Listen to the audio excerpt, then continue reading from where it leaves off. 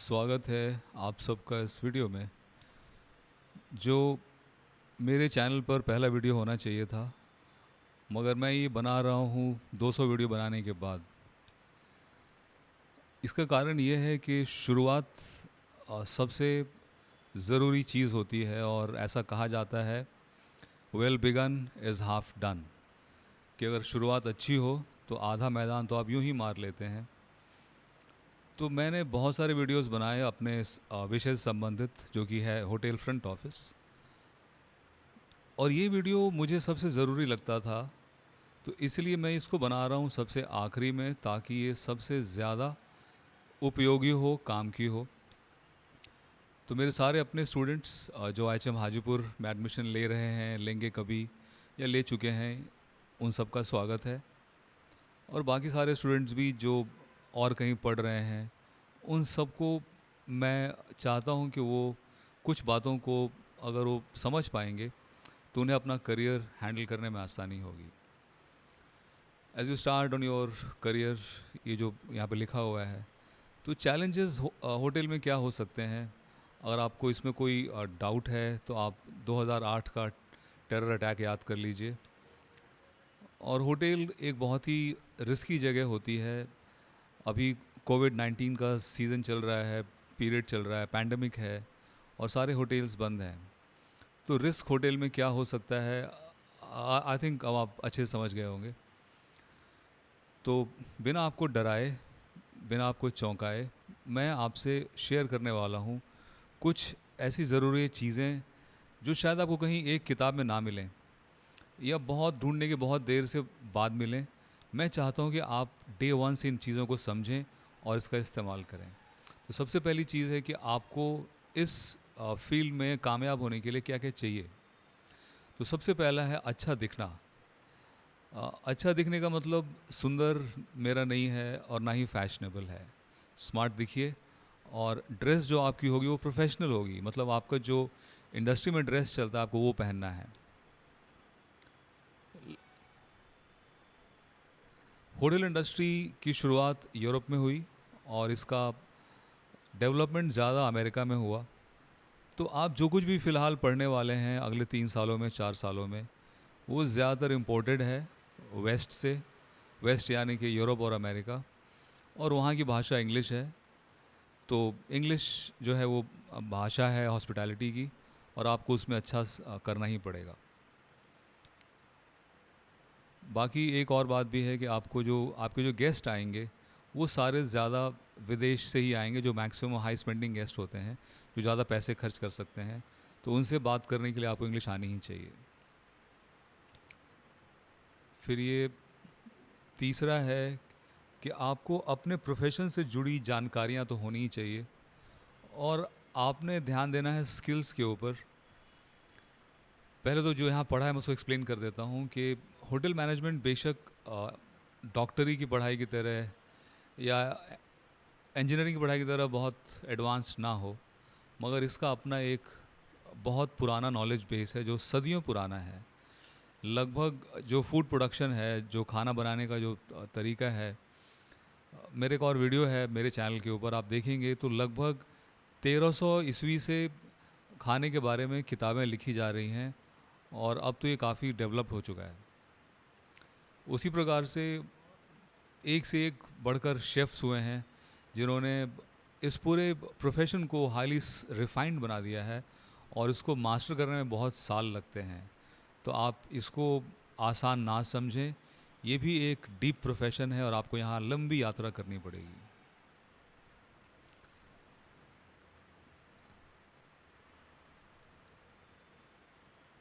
यहाँ पर दो प्रिंसिपल मैंने शेयर किए हैं। पहला है 10,000 घंटे प्रैक्टिस करेंगे तो आप वर्ल्ड क्लास बन जाएंगे, मतलब आप वर्ल्ड में one of the best professionals बन जाएंगे किसी भी स्किल में, अगर आप बढ़िया करना चाहते हैं तो।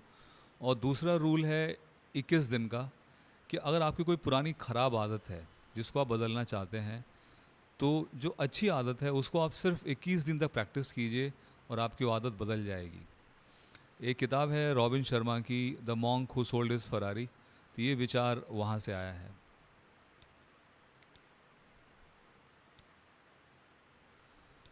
फिर जो चौथी रिक्वायरमेंट है वो है एटीट्यूड। एटीट्यूड का इस्तेमाल लोग बहुत ज़्यादा करते हैं स्कूल कॉलेजेस में कि इसमें बड़ा एटीट्यूड है, मगर वो जो एटीट्यूड की हम बात करते हैं वो बेसिकली नेगेटिव के बारे में होती है। तो आप यहाँ देख पाएंगे कि man is a social animal, सामाजिक प्राणी है, और इंसान अकेला रह ही नहीं सकता। तो इसीलिए जो आपके अंदर जो भावना होनी चाहिए, जो आपका एटीट्यूड होना चाहिए, वो है maximum good for maximum people. अब मैंने गुड फॉर ऑल पीपल क्यों नहीं कहा? क्योंकि हर आदमी की सोच एक जैसी नहीं होती। कुछ लोग जानबूझकर नेगेटिव होते हैं और उनको आपको खुश करने की कोशिश नहीं करनी चाहिए। आप हर व्यक्ति को हर वक्त खुश नहीं कर सकते, अपना समय बर्बाद आप कृपया ना करें। पढ़ाई के बारे में थोड़ी सी बातें। आपके पास हमेशा आपके कोर्स का सिलेबस होना चाहिए। तो जो बच्चे नेशनल काउंसिल में पढ़ाई कर रहे हैं, उन सबको अपने अपने कॉलेज की वेबसाइट से एक पीडीएफ डाउनलोड करने का वो ऑप्शन है। आईएचएम हाजीपुर का वेबसाइट का सामने लिखा हुआ है, और यहाँ से आप डाउनलोड कर सकते हैं अपने सिलेबस का पीडीएफ। और आपके पास हर क्लास में होना चाहिए ताकि आपको पता रहे कि आप अब तक कितना पढ़ चुके हैं और कितना भी आपने पढ़ना बाकी है। कभी कभी टीचर भी प्रेशर में आ जाते हैं और एक आध टॉपिक्स उनसे छूट जाता है, रह जाता है, कई बीच में कोई छुट्टी आ जाती है। तो ये आपकी ज़िम्मेदारी है कि आप अपने सर से रिक्वेस्ट करें, मैम से रिक्वेस्ट करें कि मैम ये टॉपिक छूट रहा है, आप कृपया इसको प्लीज़ कवर कर दें। ये सवाल मुझसे पहली क्लास बच्चे पूछते हैं, सर कौन सी किताबें ली जाएं? तो जो मैं किताबें खुद जानता हूँ, जिनके बारे में जो मैं यूज़ कर चुका हूँ, उनका नाम यहाँ मैं डाल रहा हूँ। ये सिर्फ राइटर्स हैं, किताब का नाम मैं नहीं लिख रहा। तो पहले हैं माइकल कासावाना और रिचर्ड ब्रूक्स। ये जो है एक प्रकार से आप समझो फ्रंट ऑफिस जो मैं पढ़ाता हूँ, जो मेरा विषय है, ये उसकी बाइबल है और ये उसके बेस्ट ऑथर हैं। और कासावाना सर ये पीएचडी हैं और अमेरिकन हैं और बहुत ही ज़्यादा एकम्पलिश टीचर हैं। रिचर्ड ब्रूक्स एक होटेलियर हैं और ये भी काफ़ी एकम्पलिश्ड हैं और इनकी बहुत सारी किताबें हैं। जेल बाडी की एक किताब पीडीएफ फॉर्म में आपको ऑनलाइन भी मिल जाएगी और उसको आप फ्री में डाउनलोड कर सकते हैं, जेल बाडी की किताब। सुधीर एंड्रयूज़ की खासियत है कि इन्होंने हर विषय पर किताबें लिखी हैं, छोटी छोटी, समथिंग लाइक मैनुअल। तो उसमें बड़ा ब्रीफ में होता है और काम की सारी बातें होती हैं। तो मैं तो हर बच्चे को सलाह देता हूँ कि पहले शुरुआत में एंड्रयूज़ किताबों को ख़त्म कर लो, वो बहुत सिंपल और छोटी किताबें होती हैं, और उसके बाद फिर आप डीप जाओ। तो उससे क्या होगा कि आपको एक बेसिक आइडिया लग जाएगा कि आपने कितना पढ़ना है, आपका स्कोप क्या है उस विषय का, फिर आप उसको डीप जाके पढ़ सकते हो। एस के भटनागर साहब मेरी तरह एक टीचर हैं आईएचएम पूसा के। इनकी किताबें काफ़ी डिटेल में है और काफ़ी चलती है, काफ़ी लोकप्रिय है।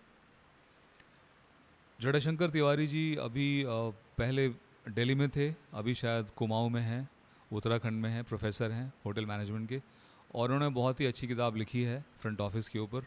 सरल भाषा में है और टू दी पॉइंट है, और मैं खुद इसका इस्तेमाल पढ़ाने के लिए करता हूँ और मेरे सारे बच्चे भी इसका इस्तेमाल करते हैं।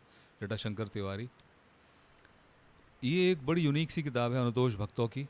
अनुतोष भक्तों सर आईएचएम कोलकाता के प्रोफेसर हैं और अभी शायद जेपी इंस्टीट्यूट के हेड हैं। तो इनकी किताब में आपको ऐसा बहुत कुछ मिलेगा जो कि और किताबों में आपको नहीं मिलेगा। जैसे कि लॉ के बारे में काफ़ी डीप में उन्होंने चर्चा किया हुआ है। तो ये एक यूनिक किताब है और आपको ये एक बार ज़रूर रेफ़र करना चाहिए। इसके अलावा और भी बहुत सारी किताबें होंगी, मैं उनका नाम फ़िलहाल मेंशन नहीं कर रहा, मगर ये 5 जो मैं खुद भी यूज़ कर चुका हूँ और मैं इनकी तारीफ़ करता हूँ और मैं इनको एंडोर्स करता हूँ और मैं इनको रिकमेंड करता हूँ। आपका एग्ज़ाम पैटर्न आपको मालूम होना चाहिए नेशनल काउंसिल में कैसे होगा। सबसे पहले आप देख लीजिए वहाँ पे 7 प्रैक्टिकल टेस्ट होंगे। तो होटल मैनेजमेंट में 4 कोर सब्जेक्ट्स होते हैं, front office, house keeping, food production और एफ&बी सर्विस। तो इन चारों विषयों के आपके एक सेमेस्टर में 7 प्रैक्टिकल टेस्ट होंगे। उसमें से बेस्ट ऑफ 5 का मार्क्स फॉरवर्ड होगा नेशनल काउंसिल को, और एक मिड टर्म एग्ज़ाम होगा थ्योरी का हर विषय का, और फिर एक एग्ज़ाम आपका टर्म के आखिरी में होगा जिसमें एक प्रैक्टिकल होगा 100 मार्क्स का और एक थ्योरी होगी 100 मार्क्स की, और एक सेमेस्टर लगभग 5 से 6 महीने का होता है, तो साल में 2 सेमेस्टर होंगे आपके। नेशनल काउंसिल की जो डिग्री है वो इग्नू से आती है, तो इग्नू के अपने 5 या 6 विषय हैं, I am not very sure कितने विषय हैं, और आपको लगभग हर साल में 2 या 3 इसके विषय पढ़ने होते हैं, और उनके एग्ज़ाम्स भी होते हैं, आपको क्लियर करने पड़ेंगे। इग्नू के एग्ज़ाम साल में 2 बार होते हैं, एक गर्मी छुट्टी में और एक जाड़े की छुट्टियों में।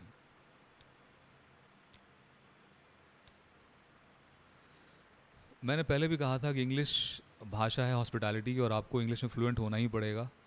तो मेरी कुछ अपनी रिकमेंडेशंस है, कुछ मेरी अपनी पर्सनल राय है कि आप इंग्लिश में फ्लुएंट कैसे हो सकते हैं।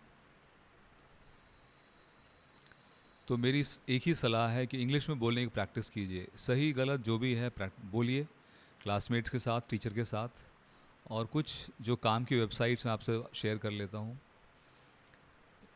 इस पे हालांकि सारा कंटेंट इंग्लिश में होगा, मगर ये साइट बहुत सोच समझकर बनाई गई है, और जो बच्चे थोड़ी सी इंग्लिश पहले से जानते हैं उनको इस साइट पे बहुत अच्छा लगेगा, और उनको बहुत यहाँ पर सीखने को मिलेगा बहुत कुछ। जो बिल्कुल बिगिनर लेवल सीखना चाहते हैं उनके लिए शायद ये साइट बहुत अच्छी ना हो। जो बिगिनर्स हैं और इंग्लिश सीखना चाहते हैं उनके लिए सबसे शानदार साइट ये talkenglish.com है। यहाँ पर आपको 3 लेवल्स मिलेंगे, बिगिनर, इंटरमीडिएट और एडवांस्ड। तो जो बिगिनर्स हैं, जिनकी इंग्लिश थोड़ी कमज़ोर है, वो स्टार्ट कर सकते हैं बिगिनर लेवल से। मेरा एक चैनल भी है, मैं आपको बताऊंगा उसके बारे में, वहाँ मैंने इस साइट के बारे में बात किया हुआ है। ये वेबसाइट तो नहीं है, ये एक ऑफलाइन डिक्शनरी है जिसका इस्तेमाल मैं खुद भी करता हूँ। नाम है वर्ड वेब, इसको आप इंस्टॉल करें। और डिक्शनरी का इस्तेमाल मैं इसलिए भी करने के लिए कहता हूँ कि जब आप पढ़ें तो कभी भी अगर कोई आपको वर्ड समझ में नहीं आता तो उसको आप छोड़ के आगे ना बढ़ें प्लीज़, और उसी वक्त डिक्शनरी से उसका मतलब समझें। इंग्लिश में एक ही वर्ड के कई सारे मतलब हो सकते हैं, और उसको हम बोलते हैं कि कॉन्टेक्चुअल मीनिंग, मतलब अलग अलग संदर्भ में एक ही शब्द का अलग अलग माने होता है। तो आपको वो सीखना पड़ेगा कि किस संदर्भ में किस वर्ड का क्या मतलब है, और इसीलिए हमेशा डिक्शनरी का प्रयोग करते रहिए, आपकी वर्ड पावर बढ़ती रहेगी, आपकी रीडिंग स्पीड बढ़ती जाएगी, और आपको अभ्यास होता जाएगा सही सेंटेंस पढ़ने का, फिर आप उसको इस्तेमाल भी कर पाएंगे। मेरियम वेबस्टर की वेबसाइट भी है, इसकी डिक्शनरी भी है, और ये डिक्शनरी खास करके अमेरिकन इंग्लिश के लिए ज़्यादा सूटेबल है।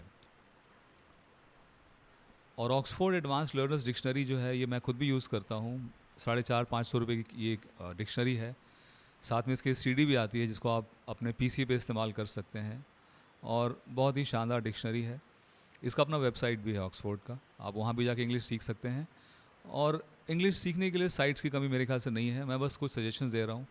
बाकी आप सब यंग लर्नर्स हैं, मुझसे ज़्यादा नेट सर्च करते हैं, और मुझसे बेहतर शायद जानते भी होंगे। ये मैंने हिम्मत की है एक अपना इंग्लिश सिखाने के लिए चैनल बनाने की यूट्यूब के ऊपर। ये बहुत लोकप्रिय तो नहीं है, मैंने इस पे अपना एक्सपीरियंस शेयर किया है। एक बार आप ट्राई कीजिए, अगर अच्छा लगे तो ठीक है, वरना कोई बात नहीं। विदेशी भाषा की ज़रूरत क्या होटल मैनेजमेंट में होती है? बिल्कुल होती है, क्योंकि सबसे पहले आपकी जो फूड प्रोडक्शन की पढ़ाई होगी, कुकिंग की, किचन की पढ़ाई, वो सारा कुछ बेस्ड है फ्रेंच क्विज़ीन के ऊपर, फ्रेंच किचन के ऊपर, और इसीलिए आपको थोड़ा बहुत फ्रेंच तो सीखना ही पड़ेगा।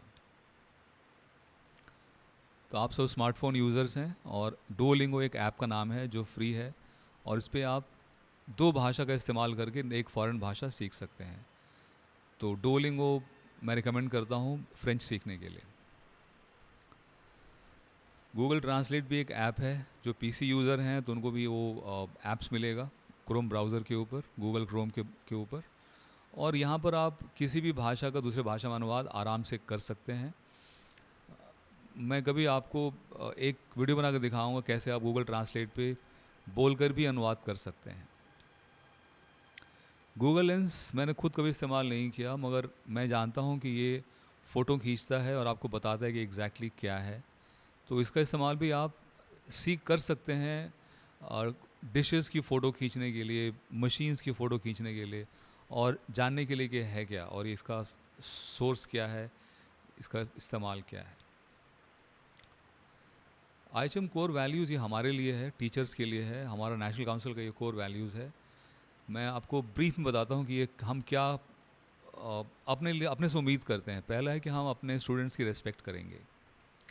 दूसरा है कि हम एडल्ट एजुकेशन में हैं और उसको वैसे ही ट्रीट करेंगे, और हम अपने स्टूडेंट्स को एज एडल्ट ट्रीट करेंगे रेस्पेक्ट के साथ। उनको सिखाने की कोशिश नहीं करेंगे, बस उनकी मदद करेंगे हम।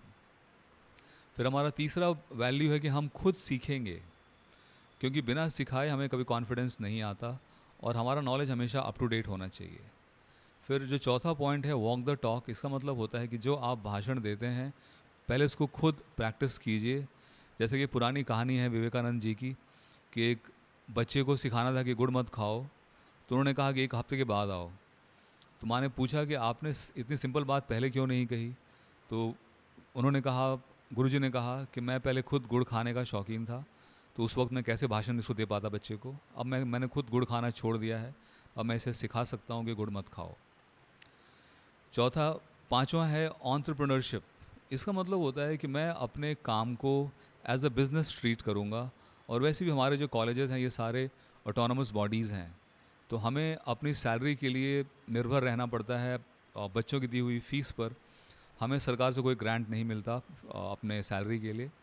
तो इनफैक्ट हर आईएचएम जहाँ पे हम लोग अभी काम कर रहे हैं वो अपने आप में एक बिज़नेस ही है, और हम बड़ी मेहनत करते हैं अपने इस बिज़नेस को चालू रखने के लिए। फिर जो सेकेंड लास्ट है रिगर। रिगर का मतलब होता है कि आप किसी चीज़ को इतना ज़्यादा डीप में सीखिए, उसको इतना प्रैक्टिस कीजिए, और अपने बच्चे को भी उसी प्रकार से एक्सपीरियंस करने के लिए कहिए। क्योंकि जब बच्चा स्ट्रगल करेगा, जब उसको रिगरस ट्रेनिंग मिलेगी जहाँ पे उसको परेशानी होगी, दिक्कत होगी।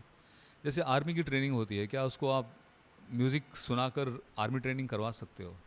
कमांडो ट्रेनिंग में जान का खतरा भी होता है, कई बार लोगों की जान चली जाती है। तो उसी प्रकार होटल मैनेजमेंट में भी जो है हमसे ये उम्मीद की जाती है कि हम अपने बच्चे को चैलेंज करेंगे हर वक्त, ताकि वो स्ट्रगल करे और ग्रो करे, उसका डेवलपमेंट हो। और जो सबसे आखिरी बात है रेलेवेंस। इसका मतलब ये होता है कि हम जो कुछ भी करेंगे, हमारा काम है बच्चों को इंडस्ट्री के लिए तैयार करना, उनको करियर में मदद करना। और हमारा दूसरा रिस्पॉन्सिबिलिटी ये है कि हम होटल को ट्रेंड मैन पावर देंगे। तो अगर हमारे स्टूडेंट्स लेटेस्ट टेक्निक्स से वाकिफ़ नहीं हैं, लेटेस्ट नॉलेज से वाकिफ़ नहीं हैं, तो वो फिर इंडस्ट्री के लिए किसी काम के रह नहीं जाते। तो उसी का मतलब है रेलेवेंस। तो हम जो कुछ भी करते हैं वो रेलेवेंट होना चाहिए, हमारी नॉलेज, हमारा स्किल्स एकदम अप टू डेट होना चाहिए। तो ये हमारे कोर वैल्यूज़ हैं।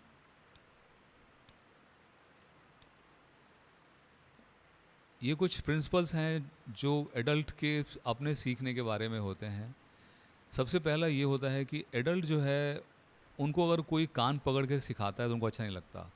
वो अपना रास्ता खुद चुनना पसंद करते हैं और अपने हिसाब से सीखना पसंद करते हैं। दूसरा पॉइंट है कि हर एडल्ट की अपने अपने सीखने की अलग रफ्तार होती है, अलग स्टाइल होता है, तो हर एक को आप एक डंडे से नहीं हाँक सकते। फिर तीसरी बात है कि जो एडल्ट्स होते हैं वो जो नई चीज़ सीखते हैं उसको कंपेयर करते हैं अपनी पुरानी लर्निंग से। तो अगर वो उस कसौटी पे खरा उतरती है तो उसको एक्सेप्ट करते हैं, वरना उसको रिजेक्ट कर देते हैं। फिर चौथी बात है कि एडल्ट्स जो है, जो एडल्ट लर्नर्स हैं, उनकी अगर तारीफ़ की जाती है उनके पुराने एक्सपीरियंस पर, नॉलेज के ऊपर, अचीवमेंट के ऊपर, तो उन्हें अच्छा लगता है और वो ज़्यादा मोटिवेट होते हैं और अचीव करने के लिए और सीखने के लिए। और ये सबसे आखिरी बात है कि जो एडल्ट लर्नर्स हैं, इनको आप फोर्स नहीं कर सकते सीखने के लिए, बस आप इनको सीखने में मदद कर सकते हैं, उससे ज़्यादा आप कुछ कर नहीं सकते। तो ये कुछ प्रिंसिपल्स ऑफ एडल्ट लर्निंग हैं आपके जानकारी के लिए। अब पहला सवाल कि ये करियर क्यों चुनना चाहिए, तो जवाब है कि आपको ये काम पसंद है, और दूसरा जवाब कि आपके पास इससे कोई बेहतर ऑप्शन नहीं है।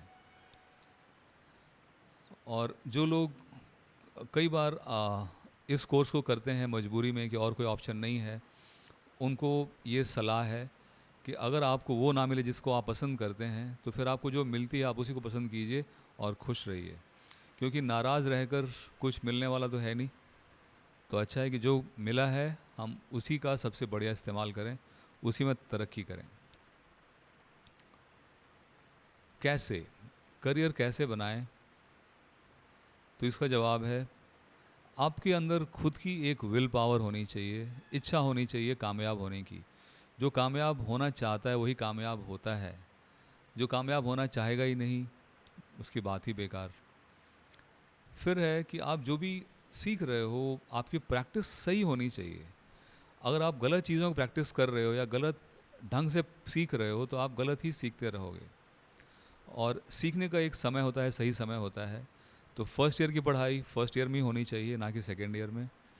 और करेक्ट टूल्स का मतलब होता है कि आप जो अपने जिस फील्ड में जा रहे हो तो आपके पास उसके सही औजार होने चाहिए, चाहे वो कंप्यूटर हो या नाइफ हो, जो भी हो, तो आपके पास सही औजार होने चाहिए और उन्हीं से आप प्रैक्टिस करें। ये करियर हम कब बनाएंगे, कब शुरू करेंगे?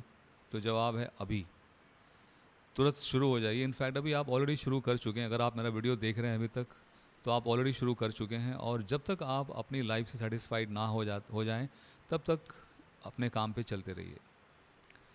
और आपको ऑल राउंड प्रिपरेशन करना पड़ेगा। इसका मतलब कि आपको बहुत प्रकार की चीज़ें सीखनी होंगी, जैसे कि नॉलेज, जैसे कि हार्ड स्किल्स, जैसे कि सॉफ्ट स्किल्स, और एटीट्यूड, कोलैबोरेशन करने वाला। कोलैबोरेट का मतलब होता है लोगों के साथ कोऑपरेट करना, उनके साथ मिलकर काम करना, सहयोग करना। तो ये चीज़ें आपको डेवलप करनी पड़ेंगी। ये हम हमारे पास पहले से ही कई बार चीज़ें नहीं होती हैं। शुरुआत करियर की कहाँ से करेंगे हम, हॉस्पिटैलिटी करियर की? तो इसका जवाब है, जहाँ से अच्छा ब्रेक मिल जाए वहीं से। हम इसमें कोई इशू नहीं क्रिएट करेंगे, नहीं बनाएंगे कि यहाँ नहीं वहाँ। हालांकि मेरा एक और अपना विचार है कि आपको अपना करियर वहाँ बनाना चाहिए जहाँ पे आपके पेरेंट्स रहते हों, या उसके नज़दीक बनाना चाहिए, ताकि आप पेरेंट्स के साथ रह सको। और अगर ऐसा संभव ना हो तो फिर आप जहाँ रहते हो वहाँ पे इतने कामयाब हों कि आपके पेरेंट्स आपके साथ रह सकें आराम से। अब होटल मैनेजमेंट में बहुत सारे डिपार्टमेंट्स हैं, बहुत सारे करियर्स हैं।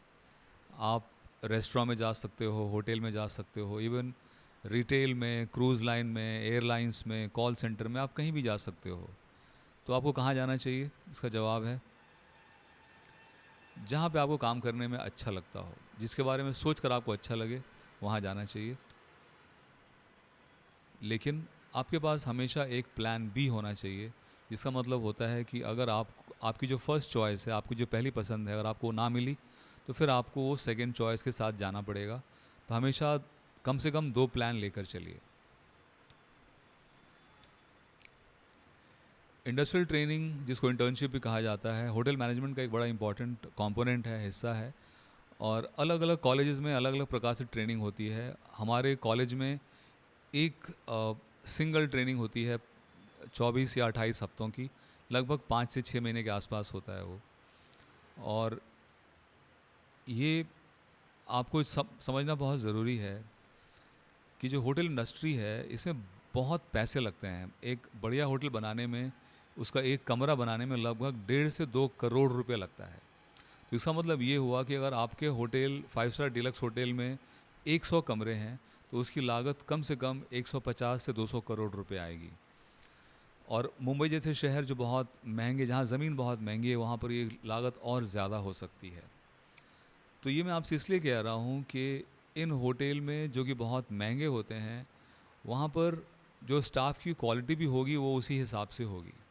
तो आपको शानदार काम करना होगा, शानदार दिखना होगा, शानदार बोलना होगा, तब आपको इस इंडस्ट्री में जगह मिलेगी, अच्छी जगह मिलेगी। ये मेरा अपना विचार है कि जो सबसे बढ़िया होटल्स ट्रेनिंग के लिए होते हैं, सीखने के लिए, वो मेट्रोपॉलिटन सिटीज़ जैसे कि दिल्ली, मुंबई, बेंगलुरु, चेन्नई, कोलकाता, यहाँ पर मिलेंगे। और जो फेमस ब्रांड्स हैं उनके साथ। कोई भी ब्रांड फेमस तभी होता है जब उसके पीछे कामयाबी की हिस्ट्री होती है और उसके अपने बहुत सारे लॉयल कस्टमर्स होते हैं जो कि उसको पसंद करते हैं। तो मेरा एक वीडियो है मेरे चैनल के ऊपर जिसमें मैंने शेयर किया है सारे इम्पॉर्टेंट चेन होटल्स जो बड़े ब्रांड्स हैं उनके बारे में। आप उस वीडियो को देखिए और वहाँ पहचानिए कि कौन से बड़े ब्रांड्स हैं जहाँ पे आपको ट्रेनिंग करना चाहिए। इन होटलों में जो ब्रांडेड होटल्स हैं बड़े शहरों में हैं ये, लेकिन आपसे बहुत हाई स्टैंडर्ड की डिमांड करेंगे और आपको उस लायक बनना होगा, वरना आपका सिलेक्शन ही नहीं होगा। और ये मेरा नारा है कि अगर आप बेस्ट बनना चाहते हो तो आपको बेस्ट के साथ ही एसोसिएट करना चाहिए, कोलैबोरेट करना चाहिए, सीखना चाहिए, रहना चाहिए। एप्टीट्यूड फॉर हॉस्पिटैलिटी का मतलब होता है कि हॉस्पिटैलिटी के लिए संबंधित क्या आप में वो एबिलिटी है और आप में क्या वो इच्छा है। तो एक टेस्ट होता है जिसको हम कहते हैं customer service aptitude profile test, जो कि एक मॉडिफिकेशन है दूसरे टेस्ट का जिसका नाम है सेल्स अचीवमेंट प्रिडिक्टर, जिसका इस्तेमाल इसलिए करते हैं ताकि हम पता कर सकें कि जिसको भी हम हायर करने वाले हैं, नौकरी देने वाले हैं, क्या वो बढ़िया सेल्समैन साबित होगा। तो उसी प्रकार से ये जो CSAP है इसका इस्तेमाल करते हैं ये जानने के लिए कि क्या एक बेहतर सर्विस देने में सक्षम है ये व्यक्ति।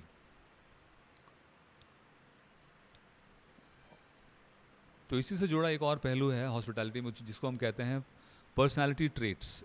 ये हमारा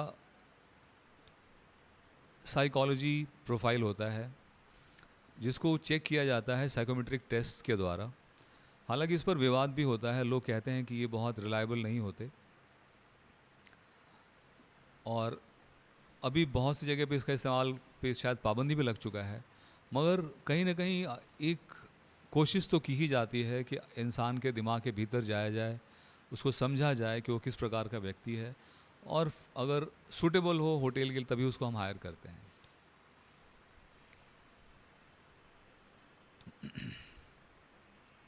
तो ये क्या चीज़ें मेजर करेगा? सबसे पहले देखिए आप यहाँ पर your capacity to work with others, आपकी क्षमता दूसरों के साथ काम करने की। प्रोसेस इंफॉर्मेशन, जानकारी को प्रोसेस करना, कि आपसे किसी ने कुछ कहा तो उसको आप कैसे प्रोसेस करते हो, संभाल पाते हो या नहीं, या भूल जाते हो। और cope with the stresses of the job, कोई भी जॉब बगैर स्ट्रेस के हो नहीं सकती, और अगर आप स्ट्रेस में टूट जाते हो, परेशान हो जाते हो, रोने लग जाते हो या गुस्सा हो जाते हो तो फिर उस काम को आप कर नहीं पाओगे। तो अब जो है ये सारे साइकोमेट्रिक टेस्ट ऑनलाइन लिए जा रहे हैं। एक फेमस टेस्ट है जिसको हम कहते हैं Myers Briggs type indicator MBTI, और एक वेबसाइट है जिसका नाम है humanmetrics.com। उस पर एक टेस्ट अवेलेबल है मायर्स ब्रिग्स, जिसको आप फ्री में ले सकते हो, एक बार ट्राई ज़रूर करो आप उसको।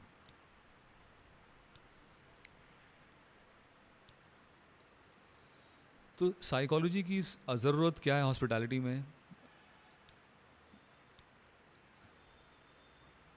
1970s में एक साइकोलॉजी में एक विचार आया था जिसको कहते हैं ट्रांजैक्शनल एनालिसिस, और ये बहुत ही लोकप्रिय हुआ था, जिसमें एक विचार दिया गया कि हर इंसान कॉम्प्लिकेटेड होता है, कॉम्प्लेक्स होता है, और उसके अंदर बहुत प्रकार के लोग छुपे होते हैं। एक ही इंसान के अंदर बहुत सी पर्सनालिटीज़ छुपी होती हैं, उसी को हम कहते हैं कॉम्पोजिट पर्सनालिटी।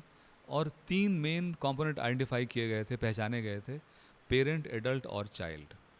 पेरेंट व्यवहार करता है पेरेंट की तरह, जैसा आपने देखा होगा अपने पेरेंट को, आप वैसे ही एज अ पेरेंट बिहेव करते हो। एडल्ट जो है उसमें इमोशंस नहीं होता, वो सिर्फ काम की बात करता है, सिर्फ फैक्ट्स से डील करता है और उसमें इमोशंस नहीं होता। चाइल्ड एक चाइल्ड की तरह होता है और इमोशनल होता है, सेल्फिश होता है, सिर्फ एंजॉय करना चाहता है, खेलना चाहता है। तो ट्रांजैक्शन क्या होता है? जब भी दो लोग आपस में इंटरेक्ट करते हैं, जब उनका आपस में कुछ लेन देन होता है, कुछ बातचीत होती है, तो उसे हम एक ट्रांजैक्शन कहते हैं। तो मान लीजिए कि कोई एक व्यक्ति गिर गया, उसे चोट लगी है और वो मान लीजिए दर्द में है, शायद रो भी रहा है, तो कोई उसको देखे, दूसरा व्यक्ति उसको देखे, तो ये जो व्यक्ति गिरा हुआ है ये इससे क्या उम्मीद करेगा कि वो लाइक अ पेरेंट आएगा, उसे उठाएगा, सहारा देगा, उसकी मदद करेगा, शायद दवाई का इंतज़ाम करेगा, पानी पिलाएगा, वगैरह वगैरह। तो अगर ऐसा होता है तो इसको हम कहते हैं कि ये ट्रांजैक्शन सक्सेसफुल था। जो गिरा उसने बिहेव किया लाइक ए चाइल्ड, रोने लगा, कराहने लगा। फिर जिसने सुना उसको लगा अरे यार मुझे इसकी मदद करनी चाहिए लाइक अ पेरेंट, और उसने उसको संभाला, सहारा दिया। तो ये ट्रांजैक्शन सक्सेसफुल है, कॉम्प्लीमेंट्री है। मगर कभी कभी जो है अक्सर लोग उम्मीद के विपरीत व्यवहार करते हैं और उसे हम कहते हैं क्रॉस ट्रांजैक्शन। ये वीडियो ऑलरेडी बहुत लंबा हो चुका है तो मैं ज़्यादा इस पर डिटेल अभी नहीं आपको दे पाऊँगा। मैं बस ये कह रहा हूँ कि आप थोड़ा इसको और सीखिए इसके बारे में, और इसके बारे में नेट के ऊपर बहुत कुछ अवेलेबल है। मेरा एक ब्लॉग भी है जहाँ पर एक आर्टिकल है, उसको आप पढ़ सकते हैं। मेरे ब्लॉग का नाम मैं आपको दिखाऊंगा अभी। ये मेरे ब्लॉग का नाम है जिसका नाम है हॉस्पिटैलिटी करियर गाइड। इसका नाम मैंने हल्का चेंज कर दिया अभी, इसका नाम मैंने कर दिया है होटल मैनेजमेंट करियर गाइड। और यहाँ पे आपको बहुत सारे आर्टिकल्स मिलेंगे। मैंने ब्लॉग शुरू किया 2011 में फॉर स्टूडेंट्स ऑफ हॉस्पिटैलिटी, और वहाँ पे आपको अपने बहुत सारे डाउट्स का जवाब मिल पाएगा, ऐसी मुझे उम्मीद है।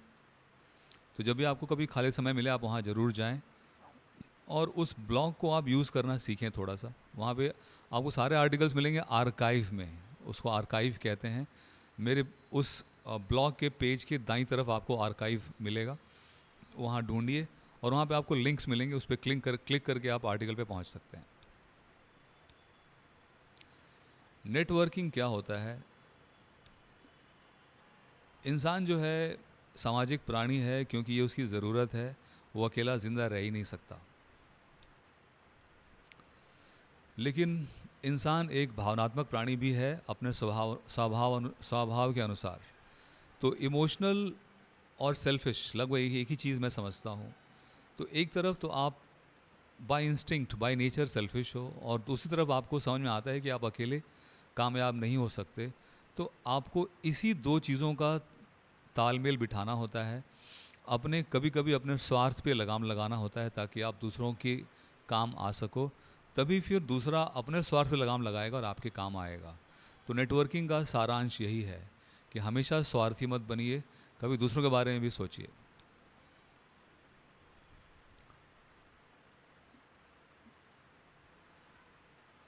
तो अगर आपको ज़िंदगी में एक बड़ा ब्रेक चाहिए तो आपको नेटवर्क करना आना चाहिए, और ये एक सोशल स्किल है जो सीखनी पड़ती है, ये पहले से हम नहीं जानते। हाँ, अगर हमारे पेरेंट्स के अंदर ये स्किल होती है पहले से, और उनका एक सामाजिक दायरा होता है, अगर वो बातचीत करने में बहुत कुशल होते हैं तो बच्चे भी वो चीज़ सीख जाते हैं। लेकिन अगर आपके पेरेंट्स खुद इसमें बढ़िया नहीं है तो आपको दिक्कत आएगी सीखने में। तो अपने शुभ चिंतकों का दायरा बढ़ाइए, और ये आप कर सकते हैं जब आप हर एक के साथ अच्छा व्यवहार करेंगे तब।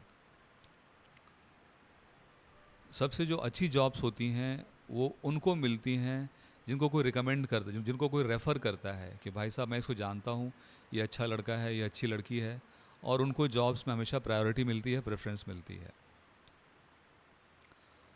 और आपने एडमिशन लिया है होटल मैनेजमेंट कोर्स में, तो यहाँ पे शुरुआत करनी है आपको आपके जो सीनियर्स हैं उनसे अच्छा व्यवहार कर कर, क्योंकि ये भी आपका रेफरेंस बनेंगे। और ऑफ कोर्स आपके टीचर्स भी आपका रेफरेंस बन सकते हैं। मुझे कम से कम 3 जॉब्स मिली बिकॉज ऑफ माय टीचर्स, और टीचर्स को मैं धन्यवाद देता हूँ अपने सारे, जिन्होंने मेरी बहुत मदद की मेरे करियर में। और आई एम श्योर आपके भी टीचर्स आपकी मदद ज़रूर करेंगे। तो इस प्रकार ये प्रेजेंटेशन ख़त्म हुआ। मेरा नाम प्रवीण झा है, मैं सीनियर लेक्चरर हूँ IHM हाजीपुर में। हाजीपुर पटना में है, बिहार में है। आप सबका धन्यवाद।